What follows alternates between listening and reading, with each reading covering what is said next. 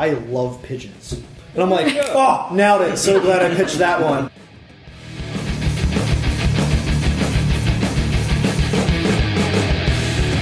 You are listening to Urban Wildlife Podcast. Welcome back to another episode of the Urban Wildlife Podcast. We're sitting here, one of your co-hosts, Billy Brown, the other co-host, Tony Crosdale. and we have as guests today. Evan Lovett. And Ruby Gar. Great. And they are with... I'm with Vert Creative, which stands for Visual Urban Renewal and Transformation. It's a 501c3 nonprofit organization based here in Philly and South Jersey. Awesome.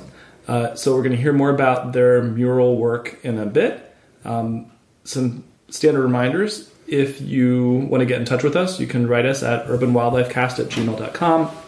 Find us on Twitter at urbwildlifecast, or just look for us on Facebook.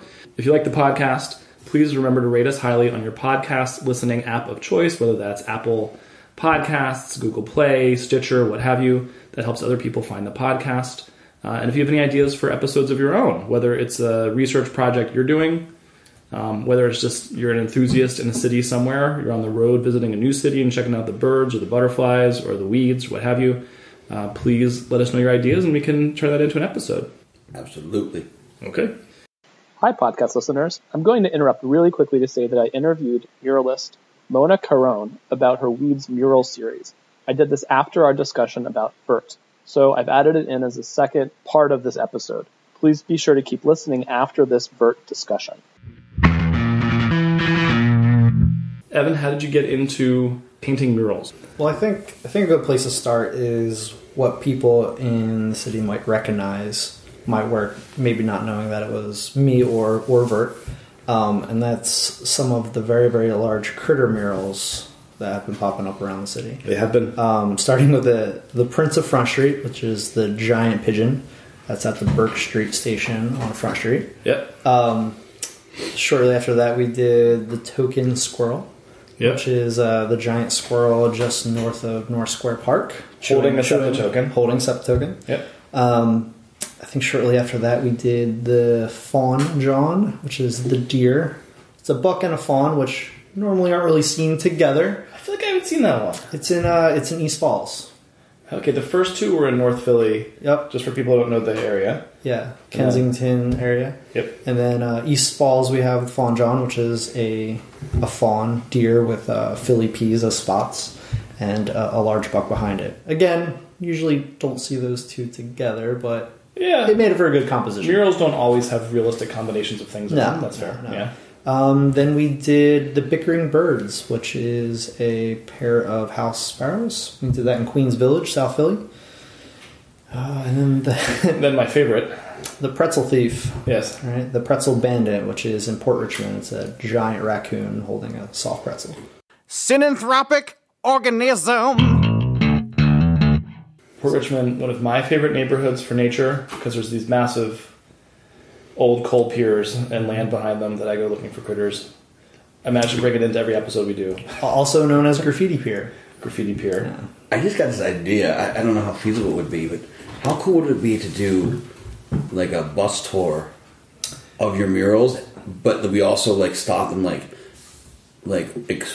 explore the space near it for like wildlife? Well, that's one of the things that we tried to keep in mind. So the Local Critters Project, which is what most of these murals were painted for, are to celebrate or bring attention to wildlife that lives within the city limits that you either see and ignore or don't see.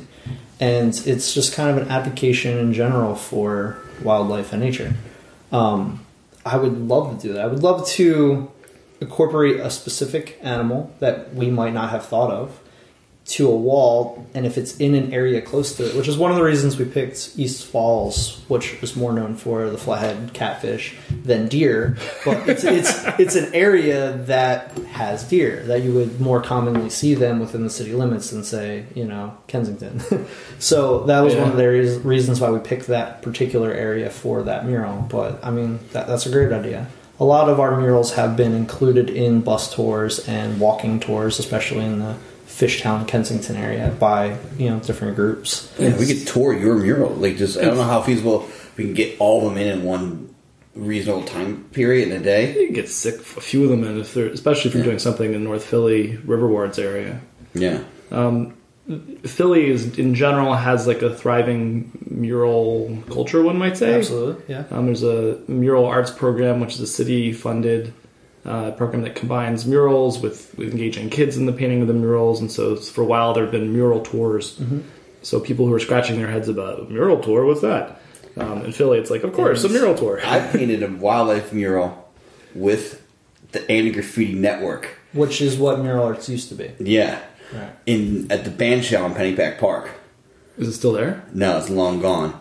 But So mural arts, which started off as the Anti-Graffiti Network, or movement, now they deal with a lot of social issues, and they have a lot of great programs out there. Vert, my organization, is sort of the other guys. We're sort of doing it the other way. There's a lot of walls out there tackling other issues, but I mean, I think both organizations are really working towards just making the city as beautiful as we can. So I think that's pretty awesome. I'm glad this city is accepting to things like that. Yeah. Now, to back it up, so if you've seen any of those murals, that's my work in particular that I painted through Vert. But how I got started painting in general, was years of my youth painting graffiti. Being an artist, not really knowing how to express myself, doing it everywhere I could. I also started professionally tattooing at a really young age. While I was still in high school, I started working at a tattoo shop and built my apprenticeship up. Later, I studied at the University of the Arts of Philadelphia. Oh, cool. Double majored. Where are you from? From South Jersey. Oh, okay. Just over the bridge. Yeah. Right. So, studied illustration and sculpture, which kind of added to my tattoo work. It started going more 3D looking and getting more dynamic and illustrative. But over the years, I'd say my interest in the themes of my tattoos and illustrations became more and more and more nature-based, especially plants, animals, bugs, and birds. So as I matured and kind of grew out of the graffiti days, writing my name on things, I started incorporating my tattoo designs into my spray paint work. And as I traveled for work around the country and around the world, if I had a day off, I would try to find a wall to paint. It's like, hey, this is what I do. Can I do this? And people would be like, yeah, sure. And as I just traveled and just collected more and more walls around the country, I brought it back to where I'm from, and that's kind of how Vert got started. A few other people were like, hey, I like what you're doing. How can I get involved? And I'm like, help me paint something. Let's make something look cool. Yeah. The Local Critters Project was the first series that we started working on through Vert. We have many projects that, it's not just a one-off wall. It's part of a collection of artwork. And it's not just me as an artist. There's many of us. Okay. But the Local Critters is the project that I started through Vert. So how did you go about picking your species, your critters? Well, it started off with this wall that is outside of the tattoo studio that both Ruby and I work at, which is a Philadelphia tattoo collective. And this wall is at one end of our parking lot, and we could see it out our window, and I just got really sick of staring at it. Because every time I see a blank wall, I just imagine what could be on it. And the shape of this wall just... This is right by the Berksell stop? Right by the Berksell stop, yeah. The shape of this wall just perfectly fit a pigeon.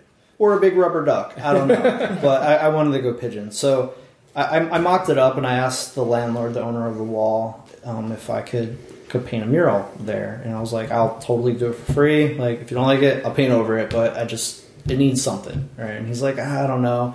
He was real hesitant. And I kind of asked why. He's an artist himself. He's actually a phenomenal painter. Oh, okay. And but he owns a bunch of property in that neighborhood. And his idea of a mural, and what I think a lot of people think about when they think mural, is kind of like a cliche. His cliche idea of a mural is, something that he's just sick of seeing, and he didn't want it on the wall. And I was asking what that was. He's like, is it going to be like one of those murals? That's how he kind of put it in a simple way. Yeah. And I'm like, well, no, like what I do is a little different. But he's like, well, what are you thinking about putting on there? And I said, I kind of want to paint a big pigeon.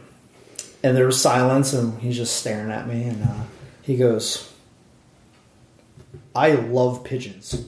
And I'm like, oh, nailed it. So glad I pitched that one. And then he kind of started going into like his interactions Not with everybody pigeons. says that. No, very, very true. And I'm real glad he did. So he kind of started telling me stories about pigeons and how he wrote one and how he had some of his contractors building a wall and there was a pigeon nest and he didn't want to disturb the pigeons, so he had them stop working until they left the roost, and then he was like, all right, go ahead, fix that thing.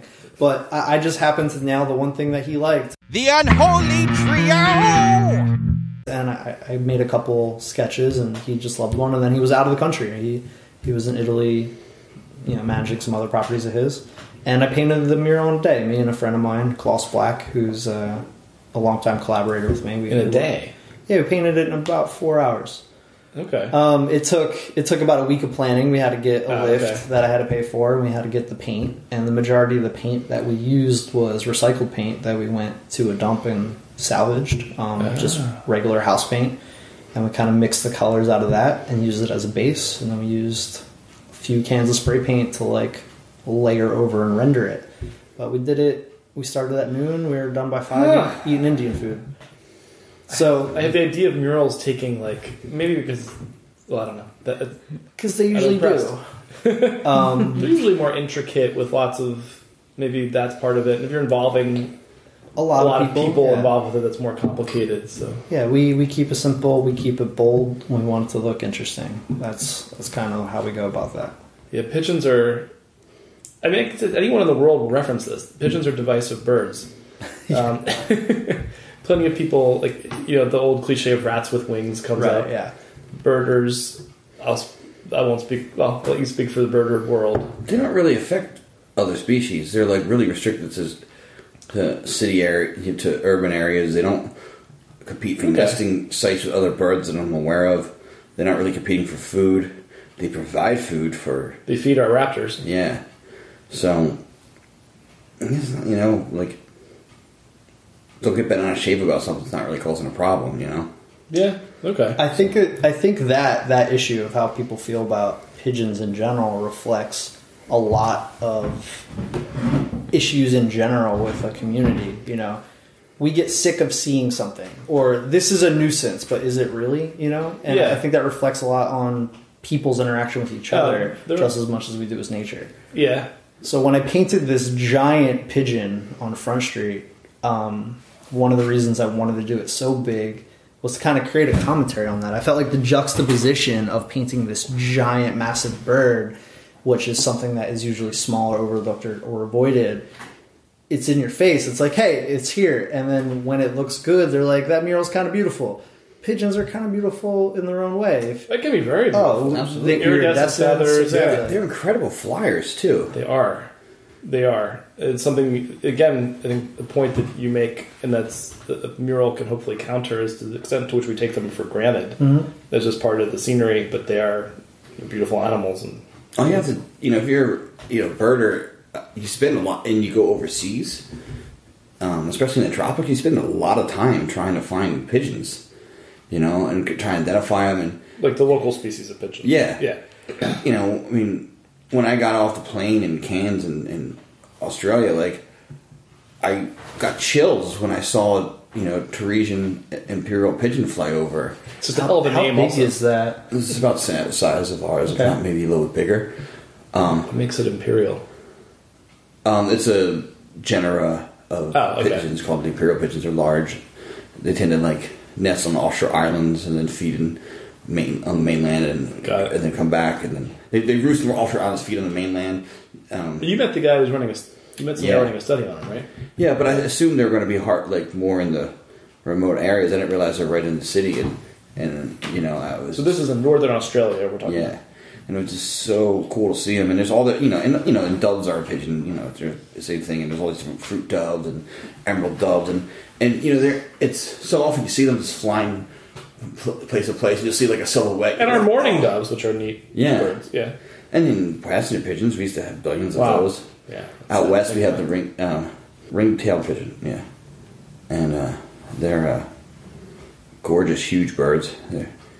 I mean, the pigeons are great, and they're incredible flyers. You know, they do these, you know, like the imperial ones, they go offshore, and then they come back. And there's, you know, in Florida, the Caribbean, there's white-crowned pigeons. They're kind of like imperial pigeons almost, where they feed on the mainland, but they roost in, like, mangroves and come back. Oh, they're neat birds. Worthy of murals. So there's a kind of a hawk. There's two kinds of hawks to talk about. Well, peregrines, too, we could talk about. So peregrine reintroduction, peregrine falcons, formerly threatened or endangered, or I don't know which. Endangered, yeah. Endangered. So federally listed endangered falcons that have made a comeback partly through reintroductions into cities where they weren't necessarily native before, but cities mimic their nesting habitat. And then what they eat, in large part, is pigeons. Okay. The pigeon's like just about the right size for a meal for a peregrine. As Art McMorris, an ornithologist buddy of ours at the Game Commission, put it, we bred pigeons to fly really straight, unlike their wild ancestors. Right. So they're easier prey. They're easy for a peregrine falcon to just grab out of the air. They are sort of the base of the food chain. Well, the base of the food chain would be pretzels, but they're one step up from the base of the food chain for peregrine reintroduction into cities. You know, red tails will pick them off. Yeah.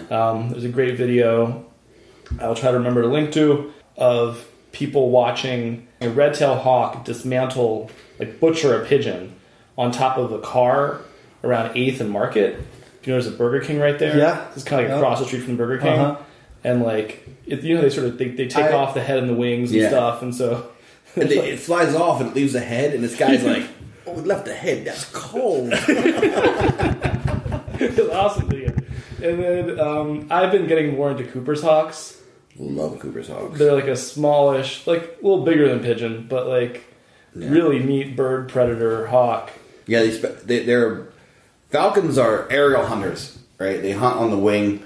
You know, they'll hunt for perch too, but they just hunt from on the wing, and they spot chase a bird down.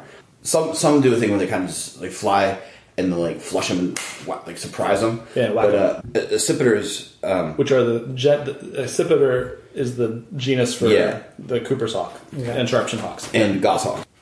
So like a falcon has long tail, long wings. These have short, broad wings and long tails, and they specialize in maneuvering through woodlands, through forest. And they will hunt from a perch, but they also will just fly, and they can.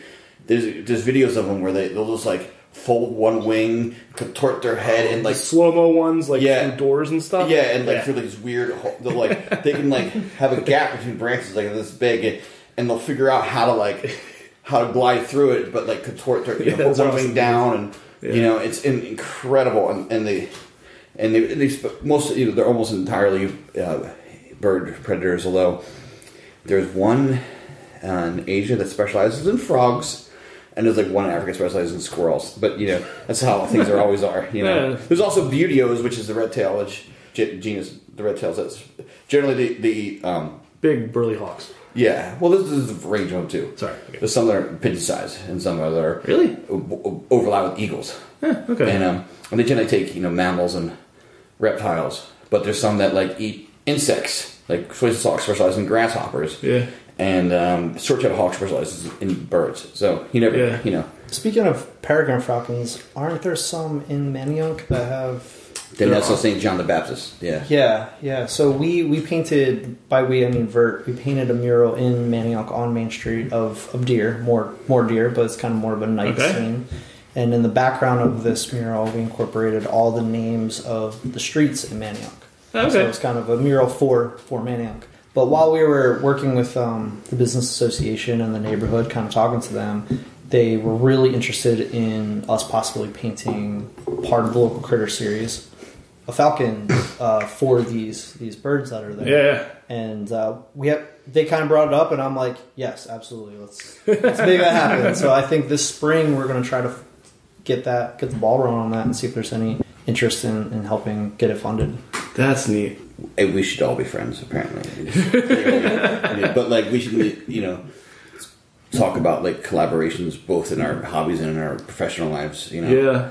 That's one of the things that I really love about working with Vert. Being a nonprofit, is we meet really interesting people, and we meet other people or individuals that are like, I like what you're doing, and it's helping my community. I want to help my community, and it kind of like sparks this I don't know, cooperation.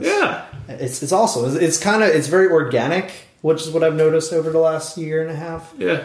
And it's a beautiful thing, right? Yeah. But like seeing these connections, like, oh, I know a guy who does this that can help you with that thing. I'm like, well, I want to meet him. Let's do this up, you know? What's the cost for a mural? I mean, I know it's probably a range. It varies, and say the pair of a mural, what would that cost? It depends on how big it is. You know, it also depends if we need a lift or not. You know, a boom lift. So like the pigeon one, you sort of pulled together. I paid for it myself, and me and my friend volunteered our time to get it done. That pigeon mural cost us about $500. You know, we had to rent a lift for a day and getting all the paint. And if you were paying people as staff or contractors, it would cost you a lot more.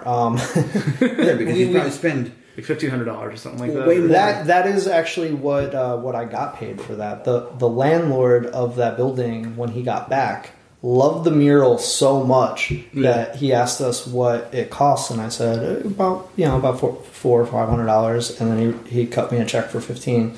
And I was like, oh, which I paid for the next mural we painted, you know, which was awesome. But what we price murals out for as a general estimate, without knowing the complexity of the design, is $10 a square foot. Okay. So, you know, you look at the size of the wall, you get the measurements. $10 a square foot usually covers all the materials if we bought it, you know, as opposed to things being donated. The time of the artist, getting a lift, the insurance, all the running around getting paper signed, all that. You know, about $10 a square foot is a good max estimate.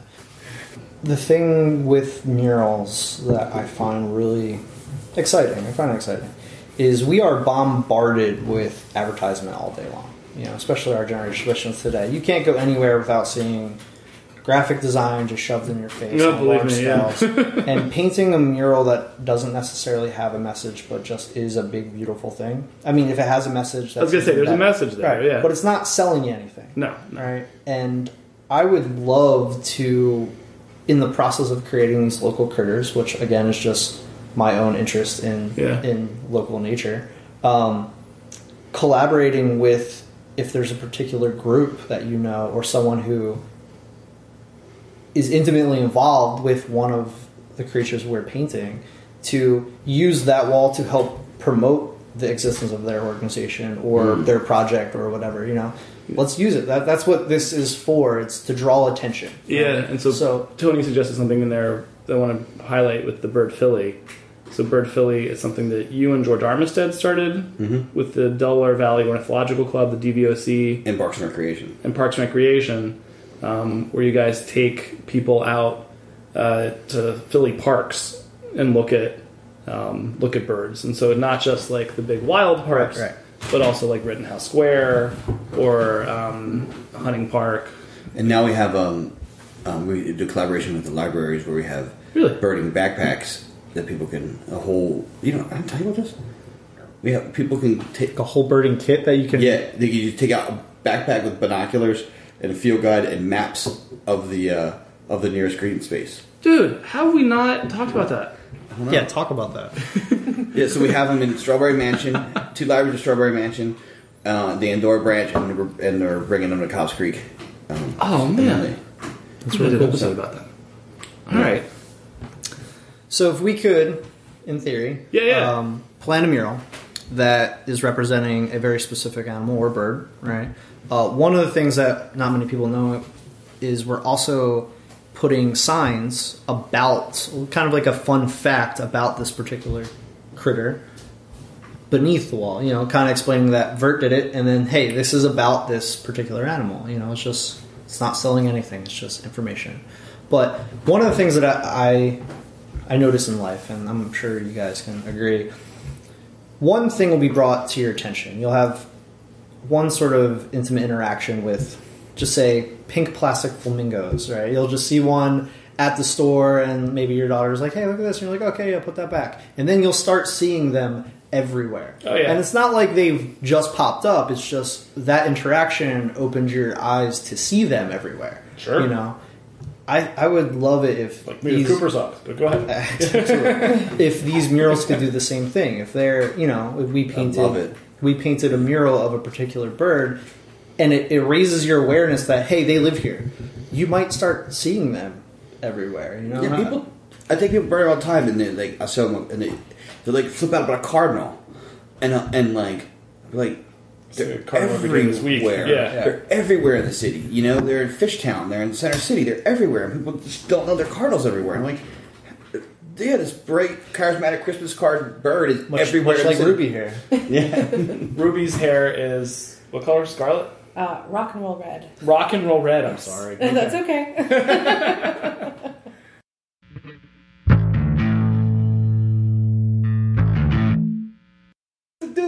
Which kind of reminds me, I'm up on this scissor lift, and I'm 20, 30 feet up on Front Street. I'm painting a pigeon, and a car stops. Dude leans up, hey, that's not an eagle. And I'm like, yeah, I know. He's like, you should be. Right? And then he just drives away, and I'm like, well, all right. And then a couple weeks later, we were down Front Street a little bit more and painting a big eagle with an American flag background, and this dude rolls up. He's like, another eagle. I'm like, you just can't win. You can't make everyone happy. What you need is the eagle death match. Tony, we did an episode. So Tony, tell a story about it. Yeah, so you probably know him, Paul Romano. I mean, he's like a Philly artist. He did, he did the cover of Mastodon. Okay, yeah. And Rambo's album, by the way. And he's a good buddy. Rambo being Tony's former hardcore punk band. There you go. But he calls me up. He's like, there is a dead bald eagle on the roof across from my studio in Port Richmond, and he's like, I've witnessed a bald eagle fight, and the loser crashed on the roof and he's dead. Isn't that how eagles have sex too? Isn't that how they mate in the air? Yeah, well, they don't mate in the air, but they do it. They lock talons and they spiral down. But this is you have to try to get off before you die. Isn't that isn't that how eagles do it? They're pretty hardcore. Yeah. My guess is there's eagles that nest on Petty's Island, right in the Delaware there, and kind of like how dog fights over North Vietnam would end up over the Chinese border, and same with North Korea, So my guess is these eagles were fighting, and then they over the river, and then they ended up a mile inland, And so I call out my buddy Jerry from the game. He's a wildlife conservation officer at the Game Commission. He grew up in your neighborhood, also. Yeah, and I hop in his whatever it was, Explorer or whatever. Game Commission mobile. You're full of weapons and deer holding bumpers and equipment, And we go down there, and we get up in the studio. We can still see it on the roof, and Jerry calls in the fire department, and who are ecstatic. Yeah. They come in. Eagle, heck yeah, let's do this. and they go, and the battalion chief even came out, and and they get up on the roof and retrieve the eagle, and then Jerry took it because there's you can't just throw away. There's an eagle's repository. You have to send them to. Yeah, I have a salvage permit, so if I see something dead, I can. Which is different than an eagle rotisserie. Yeah, or eagle suppository.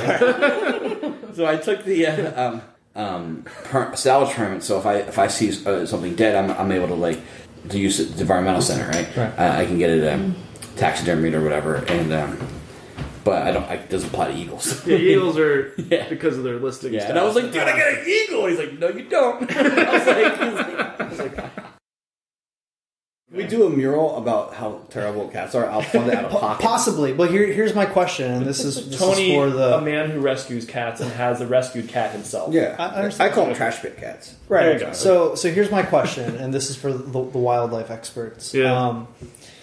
Are there enough feral cats and stray dogs for them to be considered wildlife at this point within an urban environment like Philadelphia? So they are.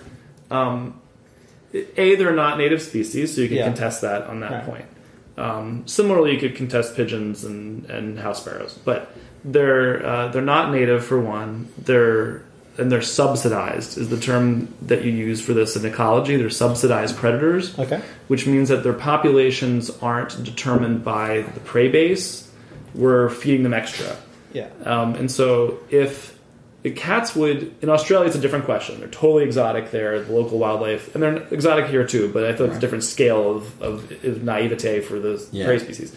But so in the States or in the Philly area, take us as an example. If you had cats that were only living off of the sparrows and mice that they caught, they wouldn't be as dense on the landscape.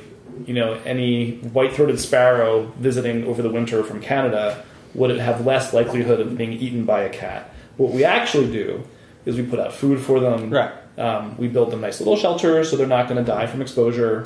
And so we are artificially boosting their populations. And they're probably not going to die from exposure anyway. Because they have fur. But the thing is that it means that, like, oh, Fluffy's going to know he's not. They're going to be... They don't waste as much energy. Right. You know? And so they're well fed, so now all they can do with their leisure time is sit there and, like, you know, plot your doom, like most cats do, or kill birds and for our purposes, chipmunks and stuff like that. Yeah. So no, they're not wildlife because they're not native and we feed them too much. So like even this is all arbitrary. Is how you define it. It is. I'm asking. You know. All right. Well, would it be? I mean, wildlife technically isn't criteria for the local critters, but would a stray cat or a stray dog be considered a local critter, in your opinion? I mean, local critter is not wildlife specific. Exactly. So they can be local critters. Okay. Because I want to do a big stray cat mural. But you should have it. You should if you do a stray cat mural, you should have it like with a dead warbler. Yeah, please. Like that would be great. Just be honest about it.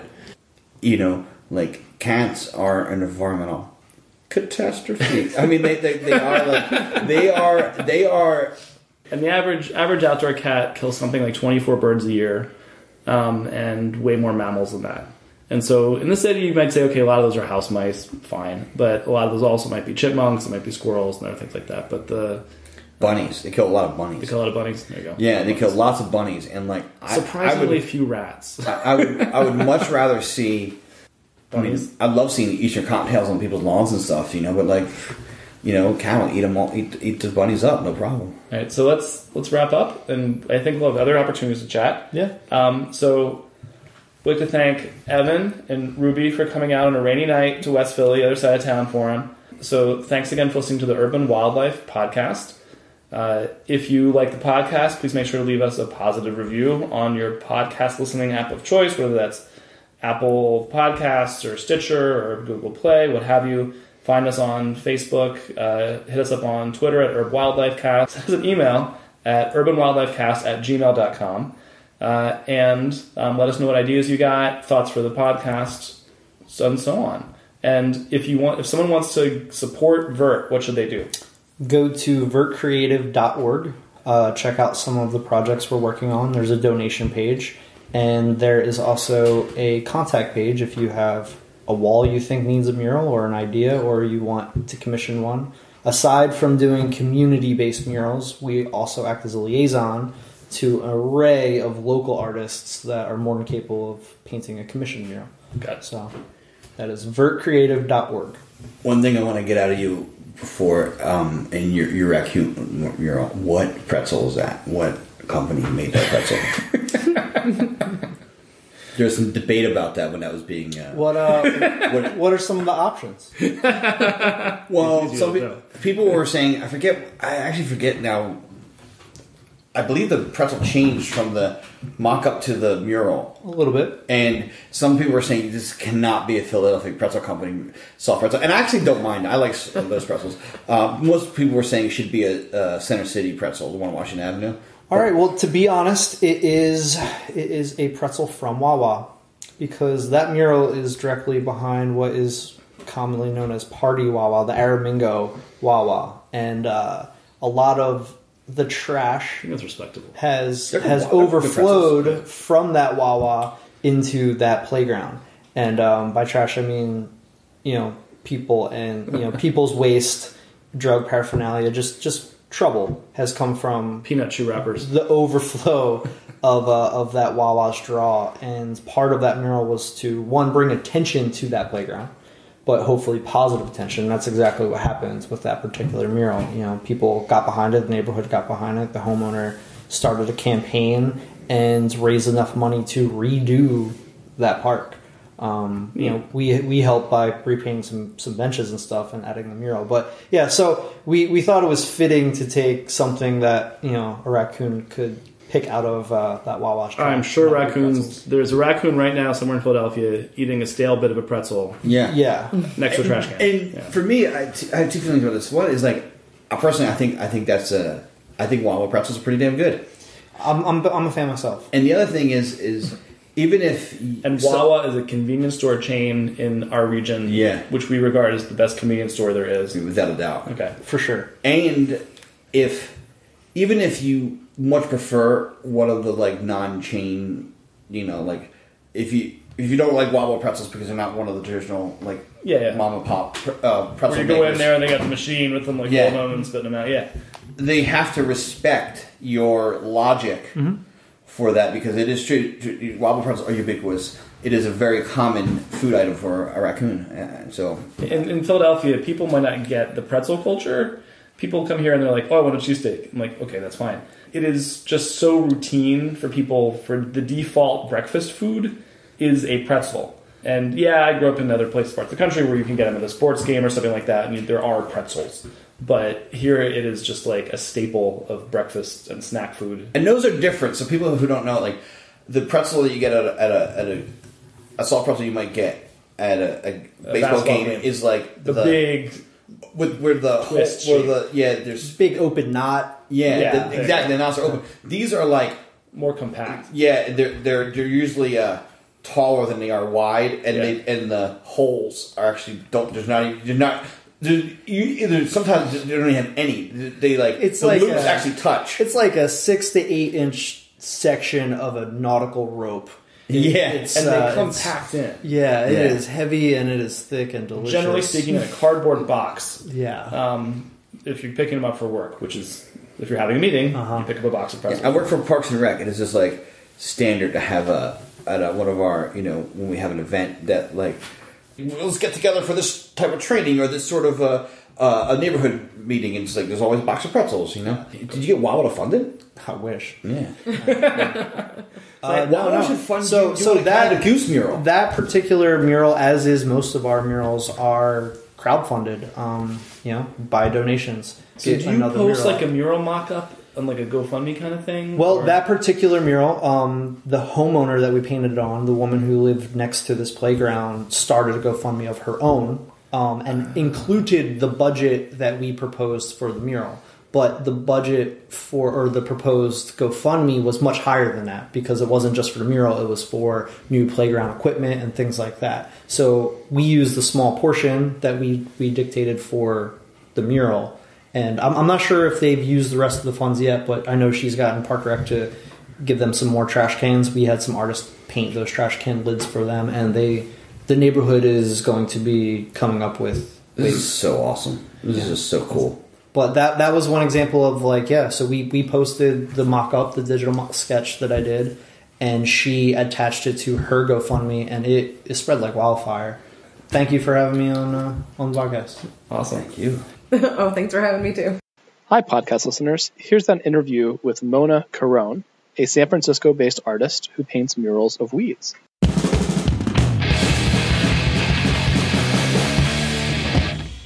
So my name is Mona Carone. I'm a mural artist based in San Francisco, but originally from Switzerland. And I've been painting murals mostly here in San Francisco for the first decade and mostly elsewhere in the second one since the late 90s. I've had a botanical theme interspersed in my murals always. You know, it's always been there. At the beginning of my first era, I used to do, and I still do occasionally, very narrative murals describing the history of a neighborhood, and and in those murals, the vegetation always has a little bit of a background role, right? It's there semi-decoratively somehow, but slowly but surely these things have been taken to the foreground, and they've become bigger and bigger. At a certain point, it sort of switched in which I decided, you know what, these things are going to be actually the essence of the paintings. Why do you focus on weeds as opposed to, I don't know, showier plants that people would expect to grow intentionally in their gardens? Why focus on stuff that is the unintentional?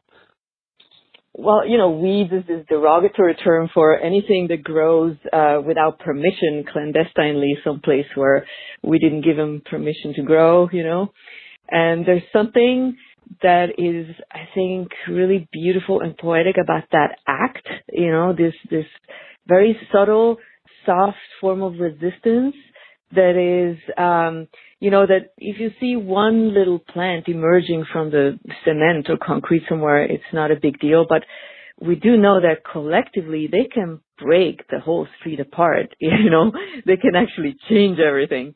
And so, to me, they became more and more of a symbol of the kind of way in which I envision, change to happen in general, just through the persistent insistence of small beings, that grow, that sprout all over the place, and then their cumulative effect, that's how I see things happening in the world.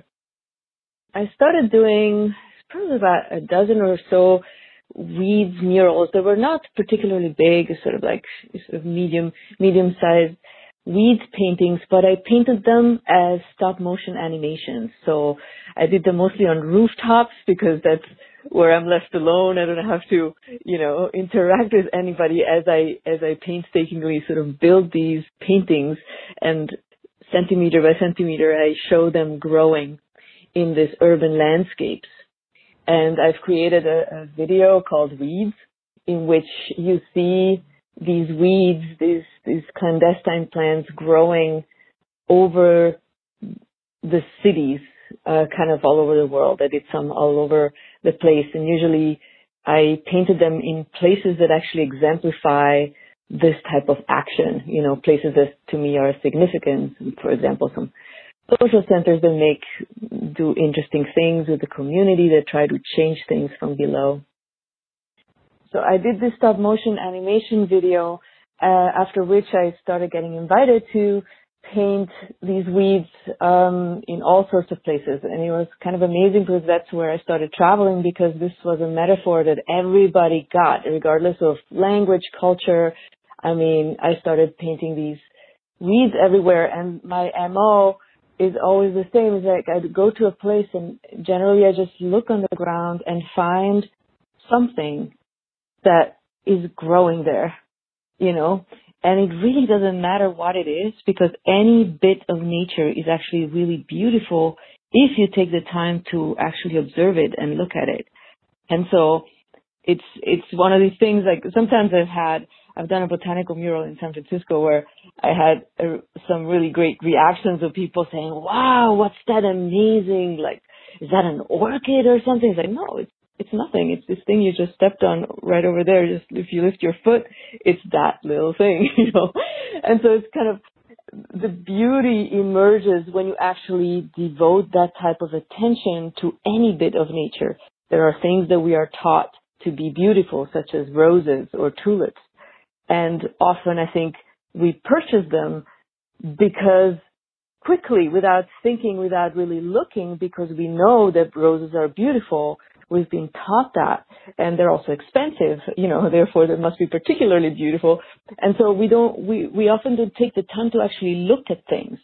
And roses certainly are beautiful, but again, I argue that it's cultivating the sensitivity to actually see the beauty in any part of nature that we need more of, which is the act of seeing beauty, in, seeing beauty in things regardless of, whether they're expensive items, whether we've cultivated them or whether they grow for free, nature is amazing in all of its manifestations. Another thing about weeds, that I was going to say is, I paint both weeds in the sense of invasive species coming from the outside, and also sometimes I paint wildflowers that are endemic to a place. I mean, the only thing they have in common is that they grow spontaneously. I'm curious, where was the sow thistle? I think Sonchus asper. The one on the rooftop. Yeah, so that one is very, very common. You can find it everywhere, and that's another thing that I've discovered as I travel more, painting these weeds in different places. I keep finding the same friends all over the world because they really do spread all over. I can't believe I go to India and I find the same weed, like these Sonchus asper, still growing and still at the margin, still kind of pushing its way through. It's these pioneer plants that grow in disturbed environments and have a specific function. And, that is, of course, up to the naturalist to describe more in detail, but it's precisely this function of kind of healing a damaged earth, And often these plants like this one that you're mentioning is very prickly. It's not very desirable. It's not really nice to touch, but they kind of have to have a little bit of these defensive aspects to them because nobody likes them. But they have pretty flowers. Is one of the nice things I've there noticed you go. about. Yeah. The flowers. It's funny about the flowers because, I know we're also trained to see the flowers and not see the leaves. And in many of these weeds, I've actually insisted in not putting a flower. There was a really big one that I did in Sao Paulo where I decided, you know what, I'm not going to put the flower because as soon as you put the blossom, that's what everybody sees. Whereas what I wanted to emphasize is just this heroic act of growing. So I'm looking at a picture now of the weed in Sao Paulo, and it is, I think it's got to be 1, 2, 3, 4, 5, 6, 7, like 10 stories high. It's a 13-story wall. 13-story wall, and it's you sort of see it with the leaves curling and sort of climbing up the side of the building. What kind of plant is that? That's an Achirantes aspera. It's a little tree. It's a tiny sort of bush tree that I found growing on the freeway that you see in front of the wall right there. It has all sorts of interesting medicinal properties, and it is found all over the world. Well, thank you very much.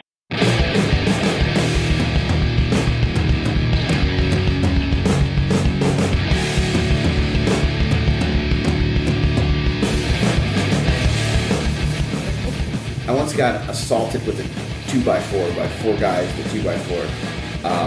And when I asked them why they were assaulting me with the 2x4, they told me it's because I had green hair. It was manic panic. Yeah. Is this at a show or just on the street? On the street. This is my neighborhood.